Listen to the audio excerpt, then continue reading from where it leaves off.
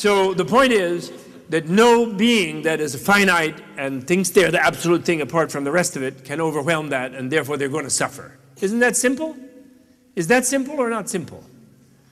Now, there's two solutions to that, or there's two results if you realize that that's how we feel. There's two ways to deal with that. And one of them is, that's just the way it is, and then there would not have been four noble truths, there just would have been one noble truth, and that is, we're all going to be miserable, and that's it.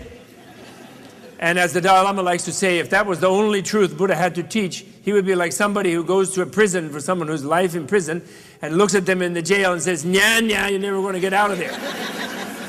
What would be the point? The only reason he says that is that actually this is a false situation. You are not the most real being in this room. I'm not the most real being in this room. That doesn't mean I don't exist in this room. We're all here, but we're all equally real.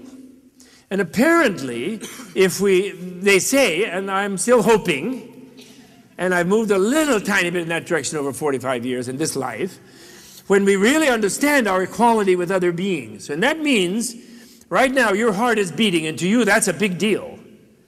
But everybody else's heart is beating. So enlightenment means that you feel every heartbeat as if it was just as important as your own heartbeat. That's a very deep thing. You agree? It's like all your heart beatings are, and actually, therefore, my life is less important than all of yours because there's so many more of you.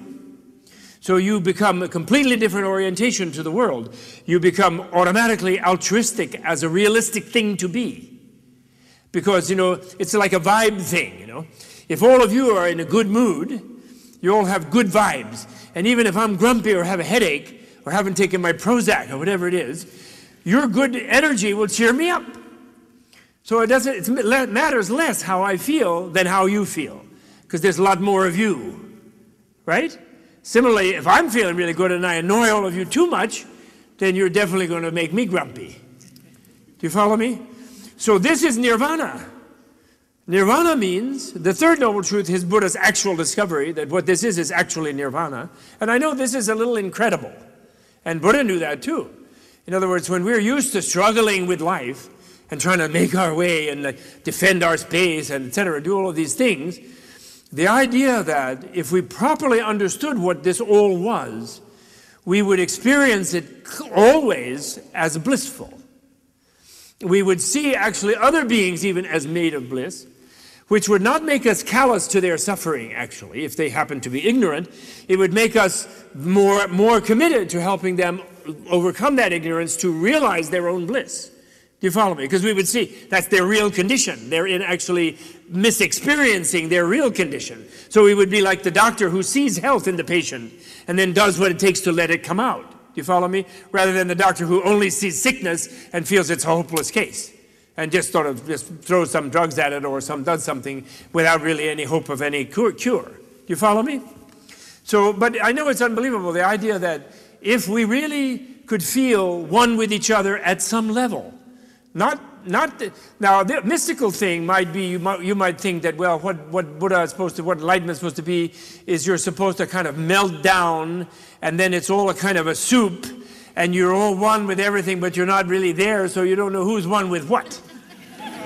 And so it really didn't do you much good. One friend of mine once said it's like the universe is a giant jar of Vaseline or something. Everything is all sliming around in it. That's a kind of fun experience, temporarily, as long as not too much of it floods on you, greases you up. But that's not what it is, because you're still your own continuum of existence. Even you're on an event horizon of some sort of feeling of unity or infinity, you're still yourself feeling that. And so the bliss relates to the sort of movement between individuality and infinity. And so it's a complicated consciousness enlightenment. You both feel one with everyone, and yet you're also responsible for being your one emanation or manifestation in that oneness.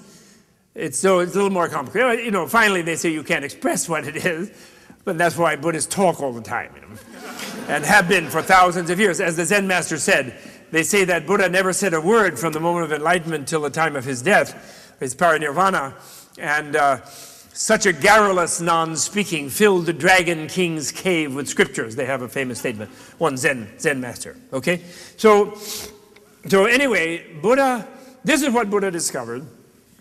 And he was a human being who had been ignorant and thought he was the great Prince Siddhartha, who was going to become a Buddha. And then he discovered that, yes, he was the Siddhartha, and then he became Shakyamuni, but he also was everybody else. Imagine how that might feel. You know, for a moment, if you were here, we're here, like if I was here, you were here, I might, you know, who knows what I would do or what you would do, but if you suddenly sort of empathetically felt you were everyone here. Now, don't say that's impossible. You must have been in love in your life. Or when you had a child, it's necessarily romantic, when you first had a child and you felt completely one with that being. You were so totally identified with them. Or you were on a soccer team or something, or a field hockey team, and you got really one with the team, you know. We can transcend our identity, we can expand identity. Human beings have that ability. We have that imaginative, empathetic ability, but we're usually restricted to family, friend, team, you know, teammate, beloved, child, parent. We're usually restricted like that. But all a Buddha is someone who has expanded that empathetic ability infinitely, in a way where they feel that way about everyone. Like they say, for example, in Buddhist scriptures, that a Buddha is a being who is like a loving mother regarding, and looks at all beings like a loving mother regards her only beloved child. And then they get all dewy-eyed when they say that. But what I say about that is, poor Buddha. Imagine if you had to worry about every being like a mother worries about her only beloved child. A loving mother, you know, not a neurotic one. That would be quite a lot of worrying. You would have to have a cosmic capacity for worrying. You know, luckily, well, yeah, you would have to worry about how much tuition you would have to be paying. Infinite amount. And that's why the Buddha's school, there was no tuition. You know? The school that he founded, monastic school, was tuition-free. The faculty had no salary, and neither the faculty nor the students had more than just lunch. No breakfast and no supper. And therefore the kings and the societies tolerated them because it didn't increase the tax burden too much at first. So that's sort of what the Buddhism is. Let me say that's like the essence of Buddhism. I hope that's clear. Is that clear? I mean, that's my thesis about it. Now you can say, I put down here some things. People, oh no, Buddhism says everything is suffering, not that it's bliss.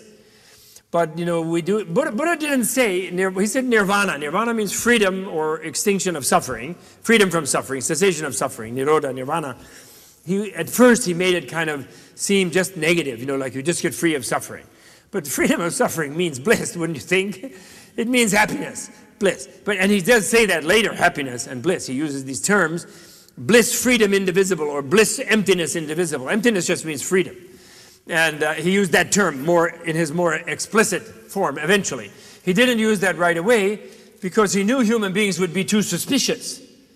Because who's going to believe someone who says that you're made of bliss when you have a rotten headache and you're really mad and you hate the politicians and they're bombing you and life is bad and somebody died and you're sick? I mean, life is bliss? What?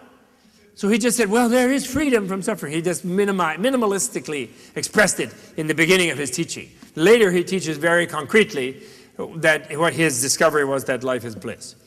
So now in that light, then, what is Buddhism is simply, you know, if you take the Four Noble Truths, that's the basic scheme. And the first one is really not a dogma. It's not truth is maybe not even a necessary word for it, or reality. The four things that are real for a noble person, and they have a special definition. He had a special definition of a noble person. A noble person is a person who feels the equality of self and other, so that they take others into account equally with their own perspective. They take others' perspective into account. That makes a person noble, in Buddha's definition. It's not a class term or a race term. It's a term that you are noble. You have noblesse oblige if you see the other's perspective as equal to at least equal to your own. That's how he defined it. So these are realities for a noble person, or facts for a noble person. One, that if you are gripped by misknowledge about your true nature, you will suffer, because you'll be in this impossible situation of self versus the universe. And that misknowledge is the origin of it. There is freedom from that, because he did attain it, and he helped many others attain it. That's nirvana. That's the